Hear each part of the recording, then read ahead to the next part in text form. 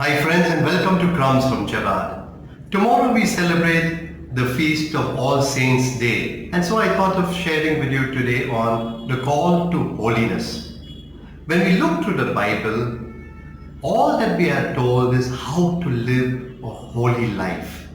Now whenever we think of holiness, we think of holiness as something dull, sorrowful, but that's not true. Pope Francis says the greatest tragedy of our lives is not to be a saint. Because to be a saint, to live a holy life, is to be filled and bubbling with joy, to experience this complete peace and spreading love wherever you go. That's what it means to be a saint, the fullness of life. Pope Francis speaks of saints. We know we have the canonized saints, there were 10,000 of them. But Pope Francis speaks of the next door saints.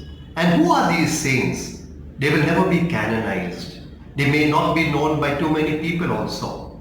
But they are the people in our lives who have made a difference. Our parents, our grandparents, the next door lady who is sick and accepts her sickness even though she has to go through so much suffering. These are living saints. Let me give you a kind of example of what it means to be a saint today. You have this lady coming back from work after a tiring day, even after being kept back longer at work. And she goes, as she's coming home, she goes to the market to do her marketing.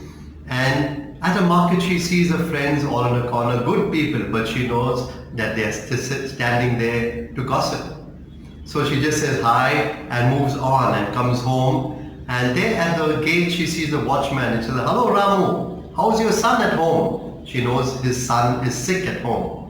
When she comes home, she's just waiting to finish cooking and go to sleep. But the daughter comes all excited and says, "Mommy, I want to tell you something." And looking at the daughter's face, she says, yeah, come. She keeps her bags aside and sits with the daughter. And the daughter shares with her a dream of becoming a doctor. And she encourages her. And then she goes to cook. And finally, she sits down in a corner to say the rosary, and as she's praying the rosary, she says, "Mama Mary, my daughter wants to become a doctor. Where do we have the money for that?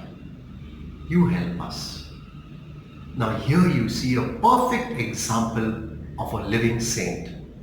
She comes back from a tiring day of work, no grumbling. She sees her friends, good people who normally she would talk with, but today she knows they're all there gossiping, so she doesn't want to gossip, so she moves on.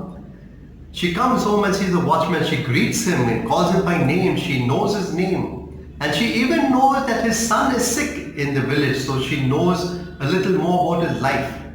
She comes home, she's tired, but seeing the excited look upon her face, she forgets her tiredness to sit with her daughter. And finally, at the end of the day, she takes all her problems in prayer. "Lord, you help me."